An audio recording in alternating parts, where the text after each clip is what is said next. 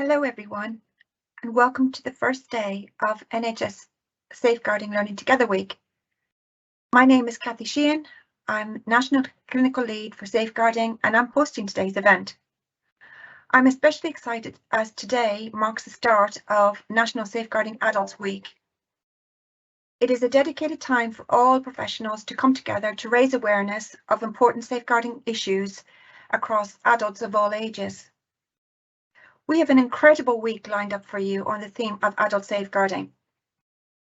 Today, we welcome Professor Keith Brown, who's the chair of the Safeguarding Adults National Network, or better known as SANN, and he will be speaking on financial scams and the impact on families and society.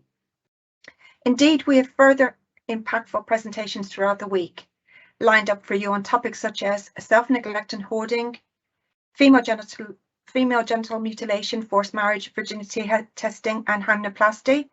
On Thursday, we have a session on the role of chief social worker and how health and care can work better together to safeguard adults. And we finish on Friday lunchtime with a session on Mental Capacity Act and Liberty Protection safeguards. So to begin, I would like just to cover a few housekeeping issues, if that's okay.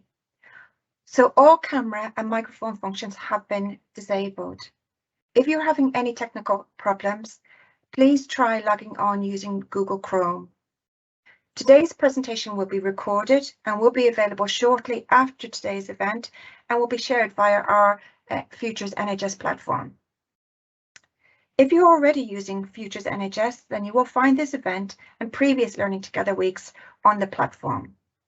For those of you who are not already using Futures NHS, you will who are not registered, you can sign up to our platform. You'll need to complete an easy registration form. If you have an nhs.net, an nhs.uk or a dhsc.gov.uk email address, then you can self-register. You can also follow at NHS Safeguarding to keep updated on contemporaneous safeguarding issues. There may be times during this week that is a difficult listen. If you need to stop and take a break, please do so. Also, if you need support, please do contact myself, Kenny or Bex, or any of the safeguarding team. We're here to listen. There will be a Q&A session at the end of today's session. The presentation slides will be shared on Futures NHS. Please use the chat box for any questions. If your questions aren't answered during the session today, we will be creating a frequently asked questions document, and it will be uploaded as part of the legacy documents onto Futures NHS. You would have seen that we have a feedback form and it's uploaded onto the chat box. It will take 5 minutes to complete. It was really helpful for us to inform our future Learning Together week. So please do fill this in if you can spare just that 5 minutes. Next slide, please, Christiana. So finally, why not download our NHS Safeguarding app? You can do so via your Android phone or your Apple or Google Play. Just open your camera, hover over the QR code, and it downloads onto your phone. If you have any questions or amendments that you need to be noted on the NHS Safeguarding app, please do email the safeguarding team at england.safeguarding@nhs.net. So without further ado, I'm now going to hand you over to Professor Keith Brown, who is going to present our first session today. Welcome, Keith, and thank you. Next slide, Christiana.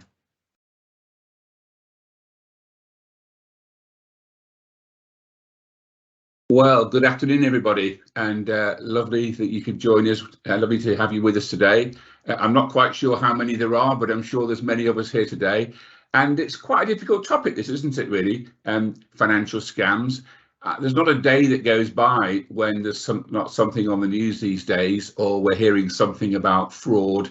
And I'd like to take us through a presentation today, really thinking about the research that I've been involved with over the past number of years, in this field and the lessons that have been learnt so far, and to consider in particular the impact of fraud and scams on families and society. Next slide, please. So we need to start off, in my view, to remind ourselves that clearly scamming and fraud is not new. It's been around for a long time. But you might be interested to know that the National Scams Team was only created in 2012, 10 years ago. And they've done a great job, in my view, at reminding us and reminding society that criminals are scammers. Scammers, therefore, are criminals.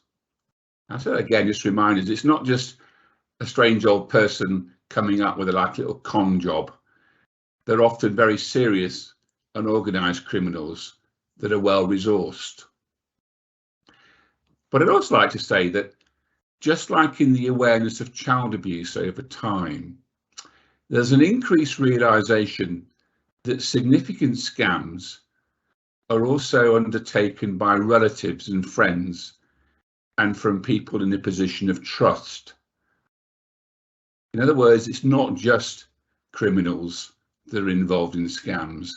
And I want to come back to that thought in a few moments' time. Next slide, please.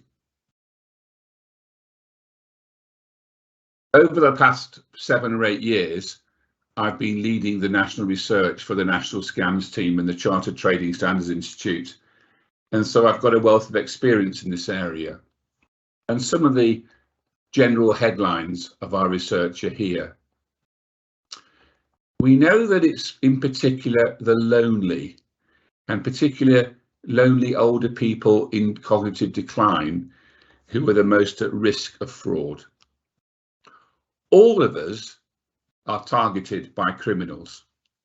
I don't know how many phone calls you've had, or scam emails, or scam post. But however many you've had, trust me, lonely older people have had far more. Criminals actively target this group because they know that people that are lonely don't have what I call somebody to sense check. Does this seem right? Does this feel right? Does this look right in their home to check? And in those moments, that's when people are lured into giving away their bank account details or buying things that they really otherwise wouldn't buy.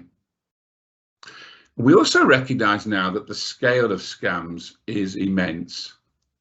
Something in the order of £10 billion, not million, but billion per year.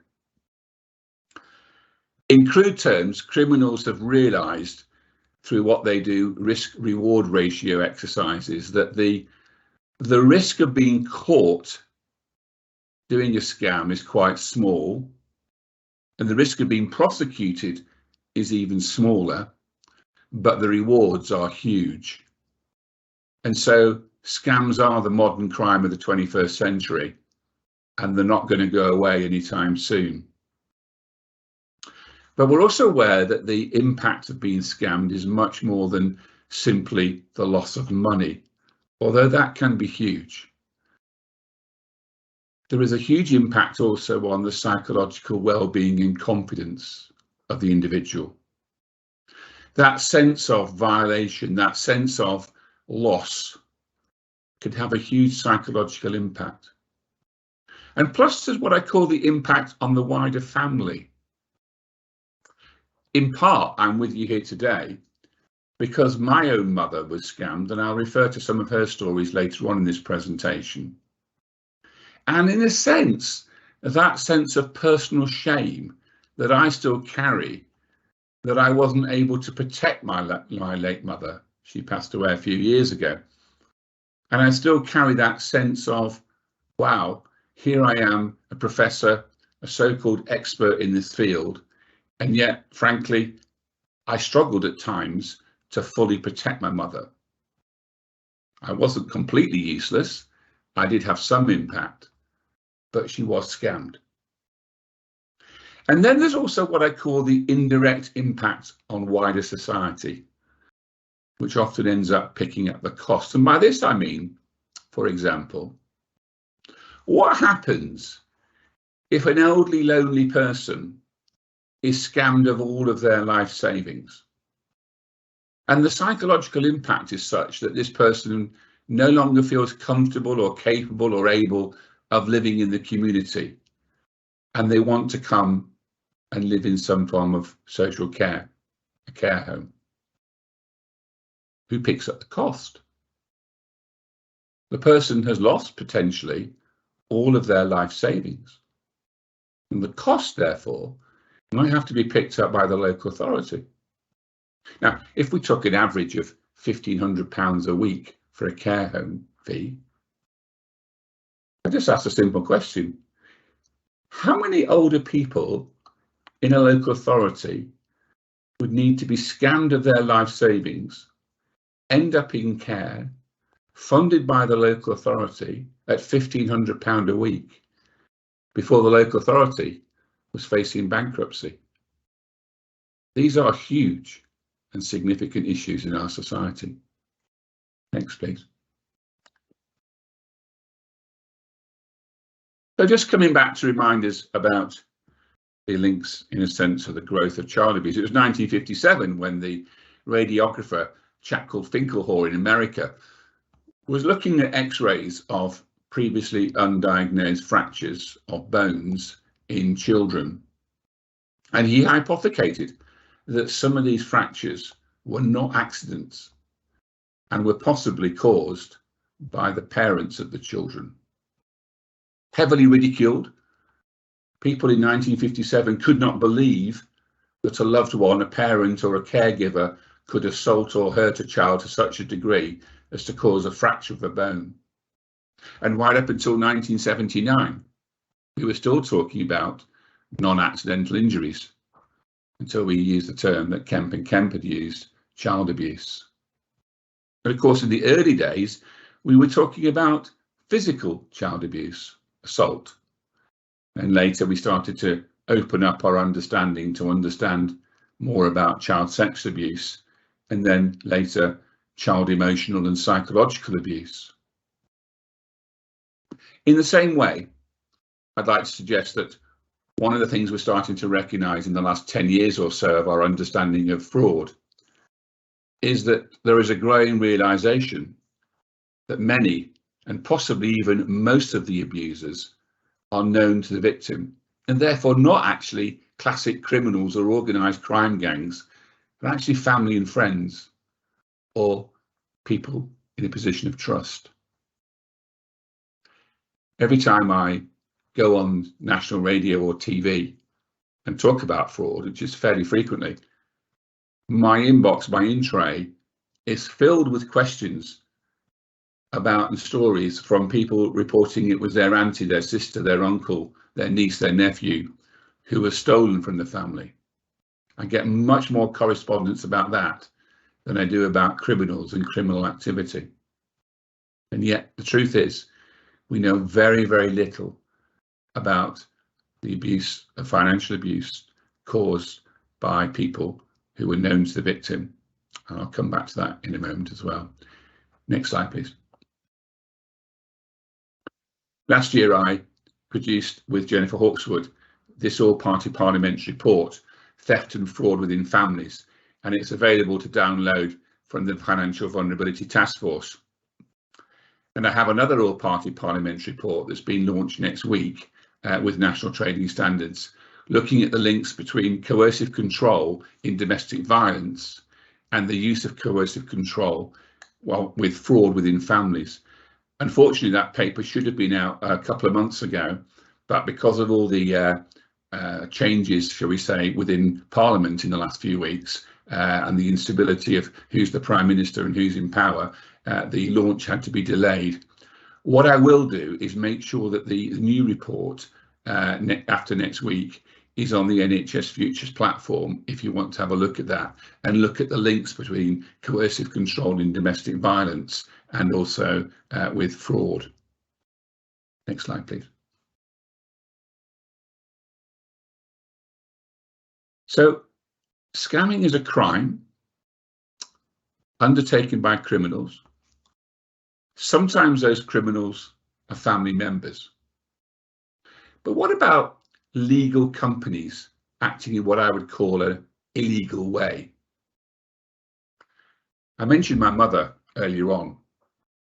It was quite a few years ago now, 7, 8 years ago. And I went to visit my mother.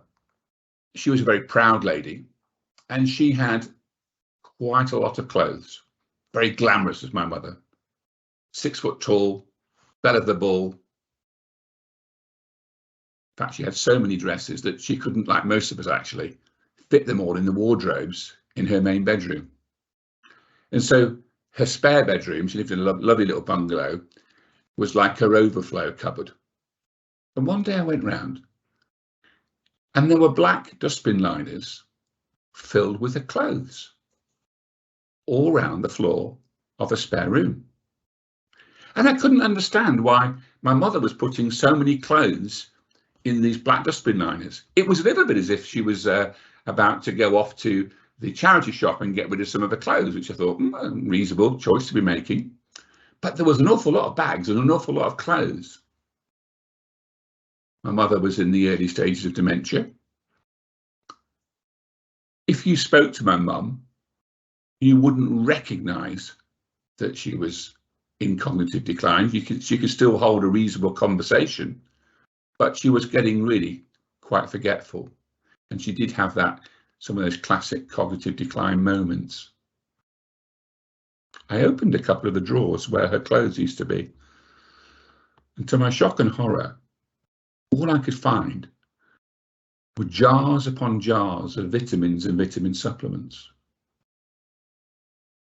A well-known national vitamin supplement company had targeted my mother and sold over £3,500 worth of vitamins to her in the space of 8 days. I reckon there was enough vitamin D in those drawers to have killed half the residents of her street that she lived in.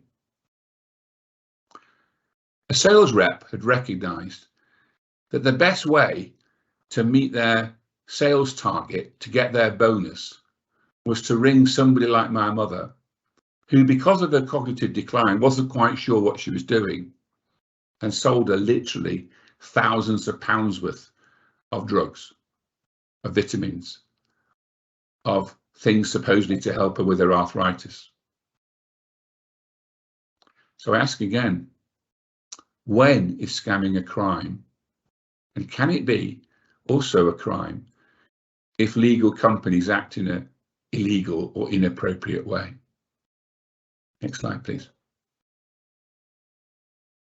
And we get the same, do we not, with charities and fundraisers.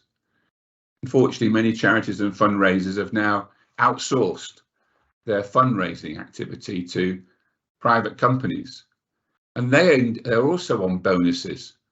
The more money that they bring in for the charity, the larger their bonus. And frankly, they too can have these, what criminals refer to as suckers lists, a terrible term, isn't it? But a list of people who they know are very likely to give simply because they can't remember that a gift was made the week before, the week before, and the week before, and so on, because of their cognitive decline. So a reminder that scamming is not just driven by criminals, but also by, sometimes, unfortunately, legitimate organisations chasing profit, chasing sales, because they know that lonely older people, particularly those in the early stages of cognitive decline, are easy targets. They're easy prey. Next slide.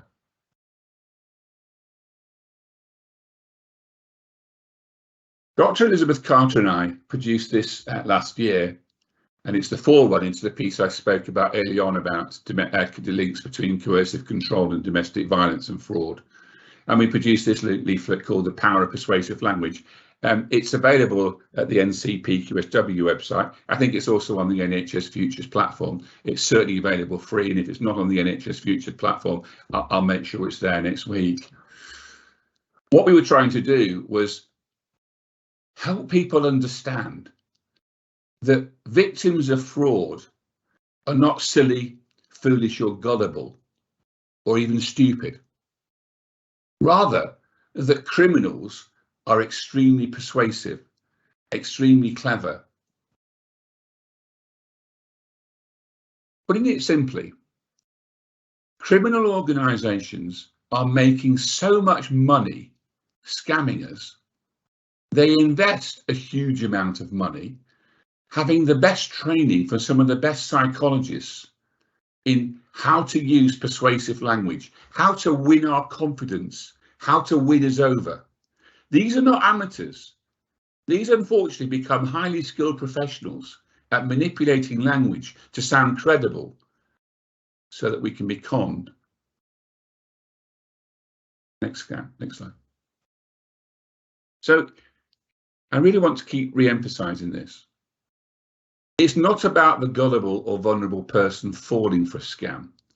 The reality is that scammers are highly skilled manipulators of language, and that they use techniques designed to make people feel at ease and delay any cause for concern. They are extremely clever. And the next slide, please, will demonstrate this. Joan is not her real name, but she was a lady who was married. Her husband, prior to this event, had recently had a couple of small strokes, and he had previously always managed the family finances, but as a result of his stroke, he wasn't able to manage the family finances anymore.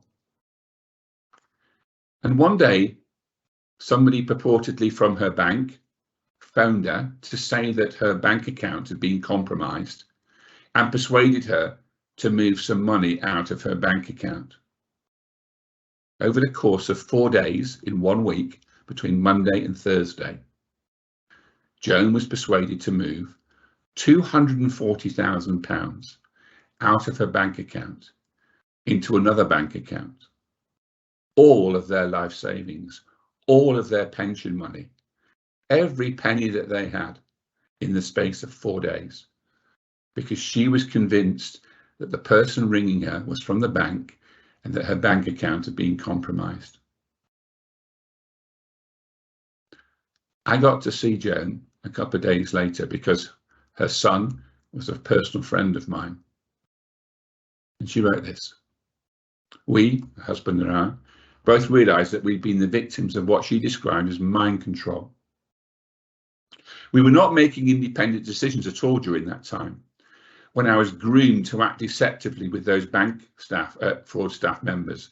It felt as though I'd been robbed of my integrity. Notice her language, robbed of her integrity. I did not believe that I'd knowingly and willfully deceived anybody in my life. And so it felt as though my very character had been ripped apart. Sleepless nights, weight loss. I was staggered to find I'd lost over half a stone in weight. And she was a very slender lady already. And she still lost half a stone in weight when the scam finally surfaced. Normal life was at a standstill. All this and more was experienced at that time. And I truly felt, she truly felt as though somebody had raped her.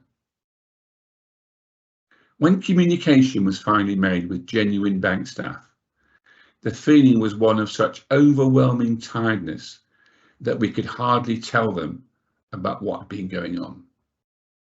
Brain dead would just about sum up how we both felt. The impact of this type of crime is massive, absolutely enormous. And yet, last year, the government removed all fraud and scam crimes from the official crime data because the government decided that the impact of this sort of crime was not significant, such as car crime or domestic burglary. I would contend that fraud actually is probably one of the most impactful crimes that occurs on us. Just read Joan's account. Just read how Joan felt. Next slide, please.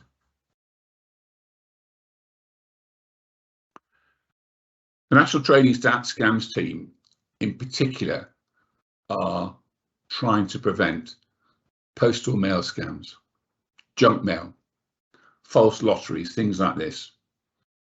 most of the mail comes in from abroad, and actually an awful lot of it now is intercepted at Heathrow Airport. There are literally aircraft hangars full of postal mail scams. Can you imagine the volume, the scale? The main reason why I put this slide here, though, is to remind me to tell you this story. The story of a gentleman who I visited as part of our research a few years ago. In his back garden, this gentleman had 3 garden sheds full of what I would best call tat, junk and rubbish that had come through from various mail scams. Things he'd bought, things he'd been given, false prizes, all sorts of just junk. And yet, in his dining room kitchen, he had a table, and on that table was a writing pad, some pens, some paper, stamps, all laid out. And I challenged this gentleman. Partly because I realised he got so many scam mail, so much scam mail per day. I don't know if you know this. If you get over 10 letters a day on average in your house, the standard postal delivery person won't deliver to you because it's too much mail in their mailbag. You get a personalised delivery service. And this gentleman was getting a personalised delivery service because he received so much scam mail. And I challenged him. I said, why on earth are you responding to this scam mail? Why on earth are you bothering to write letters and engage with things that are clearly fraudulent? And his response completely terrified me and shocked me. And to this day, is still driving me on in this area. He turned around and he said, the only reason I have to get up in the morning, the only reason I have for existing is to wait for the postie to arrive with them letters. I have no contact at all with anybody else in the outside world. And I live my life through the people I write to and correspond with. And so loneliness, abject loneliness, was driving this gentleman into a position where writing to and corresponding with fraudsters and buying their unwanted goods and engaging with false lotteries and these sorts of things was to him the only purpose for him to wake up in the morning and to get out of bed. Not long after this experience, I was involved with the National Scams team, evaluating the impact of call blocking technology. Call blocking technology is this new type of machine that you can put on a telephone that will screen out unwanted calls. And we'd received a fairly large research grant from a government department to install call blocking technology in lonely older people that had previously been victims of telephone crime. People ringing them up, pretending to be whoever or whatever, and scamming them. The research, unfortunately, was heavily tarnished and very difficult to undertake for this reason. People that had been receiving 20 or 30 or 40 scam calls per week suddenly started getting no calls whatsoever. And so they disconnected the call blocking technology. There we were as researchers trying to research the impact, the well-being impact of how having call blocking technology improved your life. And yet some people were so lonely, they would rather reconnect the telephone line up and take out the call blocking technology because they would rather criminals phone them and have some contact with the outside world. That is better for them than having no contact with the outside world. And so I really realised, well, we will never tackle scams and fraud, and criminals will continue remorselessly active in this field until we fundamentally deal with loneliness in our society. Loneliness is the single biggest determinant that causes fraud or allows for fraud to occur. And those of us in health and social care, I think, need to reassess and rethink through the sheer power and impact of loneliness and how we might help people start to have relationships with other people than simply fraudsters and criminals. Next slide, please. This is not that new now, but it's still a slide I use. Clairvoyant scamming. There's a group of people, probably in Turkey, and they spend all of their time looking at the online newspapers, local newspapers, where somebody has used an obituary column. Mr. and Mrs. Smith, married for 55 years. Sorry to say that Fred Smith died last week, leaving widow Mrs. Smith. The scammers pretend to be clairvoyants and make contact with Mrs. Smith and say, for a small fee, we will make contact with your recently deceased loved one and pass messages between the two of you. The person in this bereaved state is so distressed, so upset, that they pass over money and pass over more money, pass over more money. Until the realization comes along that actually there's messages to their recently deceased relative aren't real messages. As far as I know, you can't contact the dead. This is where it gets really nasty though. The clairvoyant scammers then say, if you don't keep paying, we're specialist mediums and we'll cast an evil spell on you and you'll be ill or you'll be sick or life will get very difficult for you. It really gets nasty. And these lonely older people who've just lost their loved one get very frightened and keep paying them. Scammers are remorseless. Scammers are evil, for want of a better phrase. Top tip, never use obituary columns. Second top tip for your loved ones and relatives, make sure they don't have all of their money in one bank account like Joan did. Make sure that they only keep a small amount of money in their general day-to-day bank account. Assume that criminals will get through. That way you can reduce the amount of money that will be lost. Next slide, please.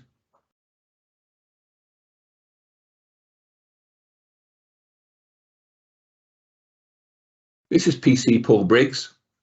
Paul was knocked off a motorbike on the way to work one day. It wasn't a police motorbike, he was just going to the office, the police station. And then unfortunately for Paul, Paul was left in what was described as a minimally conscious state on life support. This is his wife and daughter. Mrs. Briggs, during 2016, tried to get the life support machine switched off. Mrs. Wife, she assumed that she was the next of kin and had the right to do that. At this moment, she realised that there is no such thing in law as a next of kin. She didn't have a lasting power of attorney, health and welfare. And she campaigned for a year so that the life support could be switched off. And in December 2016, that was granted by the Court of Protection, but immediately challenged by the official solicitor. In January 17, he died anyway. I spoke on many BBC local radio stations. Most people find it shocking that a husband or wife are not the next of kin, constantly trying to explain the importance of a lasting power of attorney. If we could have the next slide, please.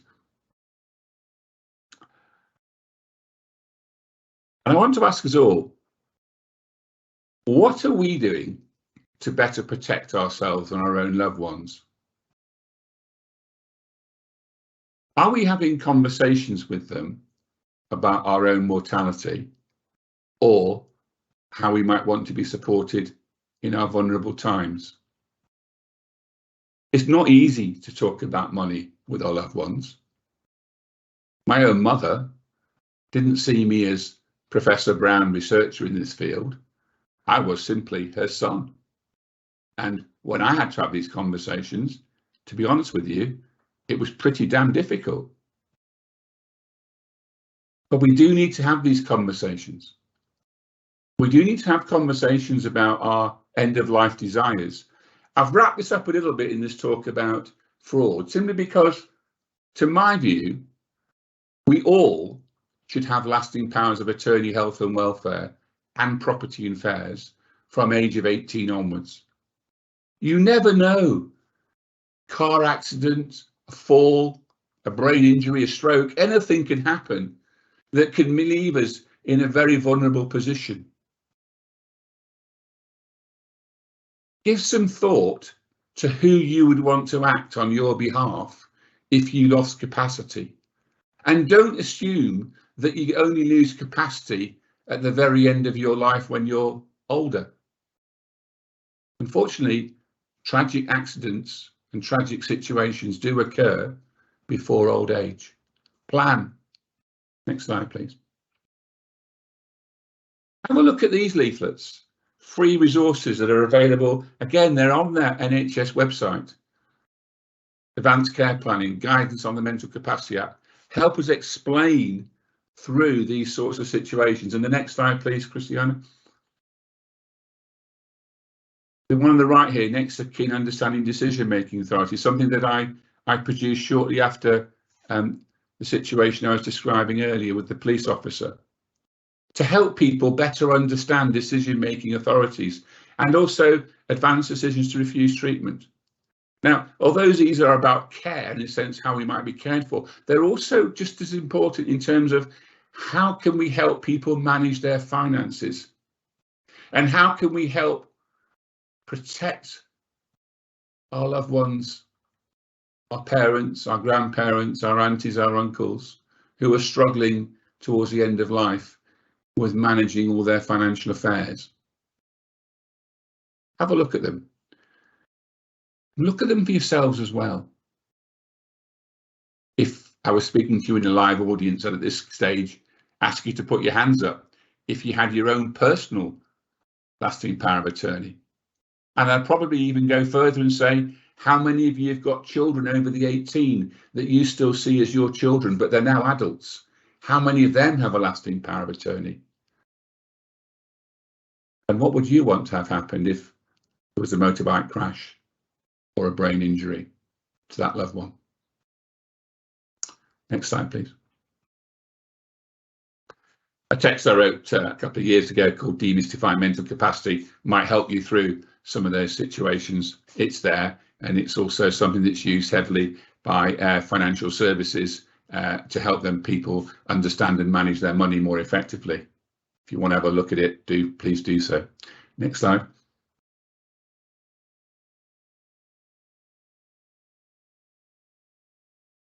Next slide, please, Christiana. Are we frozen? We also produced this all-party parliamentary report, Cyber Fraud and Scamming. Clearly, we're all using cyber technology, internet technology. We're using it today, aren't we? And criminals know that and are moving into this space. And indeed, I'd suggest to you that the closure of many bank branches and the rise of internet banking is an area that criminals are exploiting. Useful information to think about. And one of the reasons why I suggest you have a look at these leaflets or even print them off, use them as what I would call icebreakers to have a conversation with your loved one in these difficult areas. Hi mum, hi dad, look what I found recently at work. It's really interesting. Shall we have a chat about it? Type icebreaker. Next slide, please.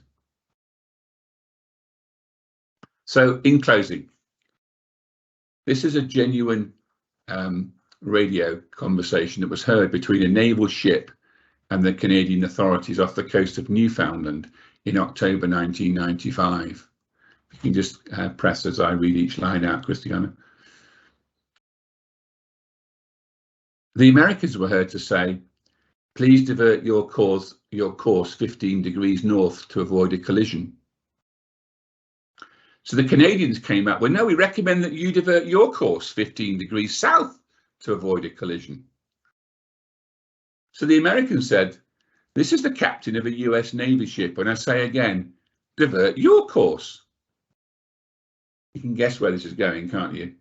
So the Canadians said, "No, I say again, divert your course." So the Americans came in with, "This is the aircraft carrier USS Lincoln, the second largest ship in the US Atlantic Fleet.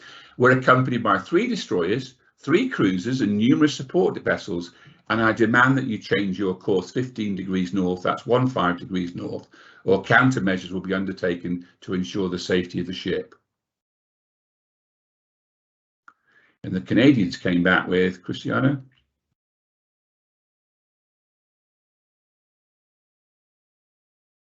"We're a lighthouse, your call." Can you imagine a nuclear powered aircraft carrier, USS Lincoln, with all of these support vessels, with radar, with GPS, with navigators, with all of these people, was sailing towards a rock, not just any rock, but a special rock with a lighthouse on it and a big flashing light and a big radar signal and a big horn saying, "Do not come here because there's a rock underneath us and you'll crash." I've been so arrogant, demanding that the rock moved. I tell you this story because for me, this is where we are as a society with scams. We keep wanting scams to move away. They are the rock that society is going to crash on unless somehow we take this more seriously and deal with the issues and the consequences of fraud and scams more significantly. And my final slide. So in summary, the cost to individuals is huge in terms of money, but it is a loss of confidence as well, a loss of dignity. There is a cost to society. Just imagine, as I mentioned earlier, the additional cost to citizens are scammed of their life savings, and then the state has to pick up the care costs. There's a cost to carers and relatives and victims of those who have cognitive impairment and scammed. That sense of, I wasn't able to protect, I wasn't able to shield. The sense of shame that I still carry. So we need to better understand the scale and impact also of intrafamiliar abuse. Have a look at that joint financial task force report on fraud within families I mentioned earlier, or look up next week at the end of the week when our new paper comes out on coercive control and fraud within families. These will be the people that you care for. These will be the patients, the service users that you spend time with. Some of them will be victims of fraud and some will become victims of fraud. So may I urge you to go that extra step in your professional duty, in your professional responsibility, to look out for unwanted mail, to look out for phone calls that are going on far too frequently, to look out for people who are vulnerable that you care for and you have professional oversight of, and help prevent them from becoming victims of scams and fraud. Thank you. I hope you found that interesting at the start of National Scams Week. And I think we're going to go over to some sort of Q&A session, and I look forward to taking as many questions as possible. Thank you.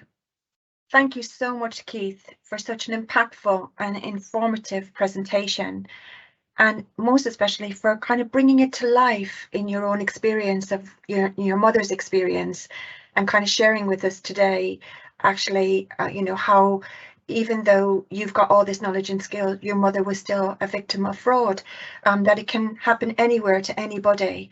As I've already mentioned at the beginning of the session, you'll see that Bex has very kindly posted the feedback form in the Q&A or in the chat function. So please, if you could fill that in today, that would be great. We have got a few questions that have come through for Keith. One of them, Keith, is could the financial sector, do you think, do more to protect the outgoings and say over 65-year-olds in the relation to their bank accounts? Yes, I think the financial sector can always do more. I don't want to be seen as someone that's always bashing the financial sector, though. They do a great job, and the banks are increasingly good at having algorithms and systems behind to detect fraud. I think what we have to recognise, though, as society is the way I was trying to describe it. The amount of money that the criminals are making, they can invest more money in attacking us than we as society can spend defending ourselves. So almost as soon as we actually shore up a vulnerable point, criminals will find another vulnerable point in the system. So I think clearly we always can urge the banks to do more, but they do a lot. But they're always going to be on the back foot, and they're never going to close that loophole, Kathy. It is a real issue. I've just seen a question on the chat there from somebody asking about power of attorneys and how people might be both encouraged and also helped to afford them. There is a fee to register a lasting power of attorney, but that fee is waived completely if you're on welfare benefits. So all of our clients, customers, relatives, friends, neighbours on welfare benefits, there is no fee to register a lasting power of attorney for somebody on state benefits. Hopefully that will encourage us. Yeah, that's fantastic, Keith. That's really helpful, Keith. We've had a question from a colleague in relation to clarifying the next of kin having no legal status in healthcare. And if so, why do we still have to complete it on various forms used in the NHS? So it's it's a standard kind of question. Who's your next of kin? Yeah, it's often and it's asked of me sometimes. When I recently had to attend hospital with a damaged arm, that question was asked. It's probably one of the reasons why I showed a slide of my new book on understanding the Mental Capacity Act. It is because we still do not understand that the term next of kin has no legal status. The question really we should be asking healthcare when you go into hospital is, who would you like us to contact if you die here? Just because somebody is married or a parent of an adult, not a parent of a child, you have no legal rights. Now, clearly, as a health service, we want to listen to and take on board what relatives are saying if somebody doesn't have capacity, but you do not have legal rights. The Mental Capacity Act introduced mechanisms for people's rights to be heard when they lose capacity to make those, to exercise those rights through something called a power of attorney, a lasting power of attorney. And why I said so forcibly, hopefully, and I'm going to re-emphasize it again, I think that all of us, age 18 onwards, should have a lasting power of attorney, health and welfare, so that somebody can advocate on our behalf for our health and care needs if we're not able to do it any further.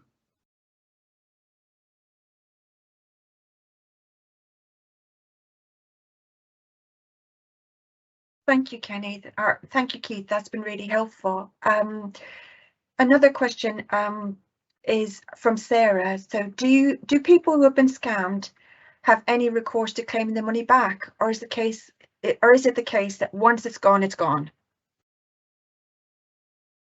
Yeah, it depends where the money is lost from. Some banks will, the starting position will be, if you have given your bank details or your credit card details or your PIN number out, you have broken the contract under which you signed for those things, because you're told never to disclose those things.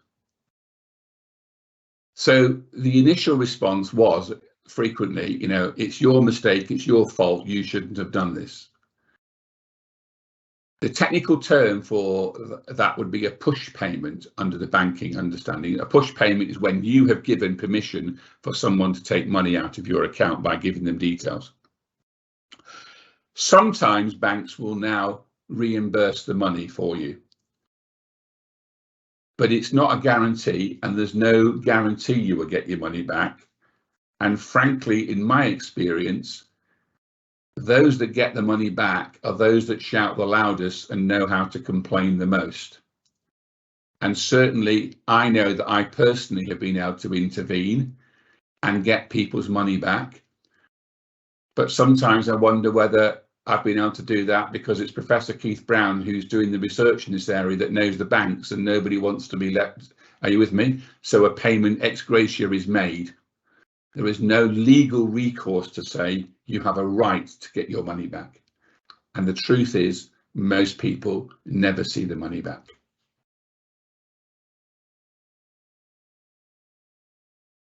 Thank you for that, Keith.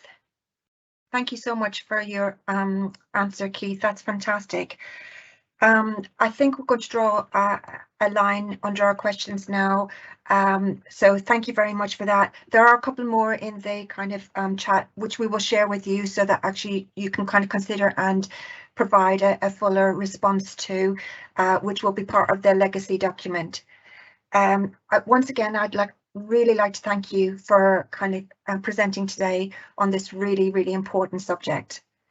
So these sessions were created after listening to you and what you need to learn. So what can you do after this session? We all need to actively listen. We need to believe what we hear. And we all need to do something to improve trauma-informed services for victims and survivors whilst preventing perpetrators and disrupting offenders. The National NHS team will prioritise listening to you when you need a listening ear. Ongoing learning will support you to be more professionally curious, help you avoid re-traumatising the people you support or care for, and support you to find moments for self-disclosure and join a social movement. Let's learn together and support each other in our new normal. We'll be hosting another webinar tomorrow with our host Ravinda Condell, our Senior Safeguarding Programme Manager, who will be introducing you to Kevin Johnson from the National Fire Chief Council, who will be presenting on hoarding and self-neglect. It is critical that each of us looks after ourselves to safeguard each other and patients and the citizens under our care. I want to thank you all for attending and listening today and look forward to seeing you during the week. Take care and have a fantastic afternoon. Thank you very much, everyone. Bye-bye.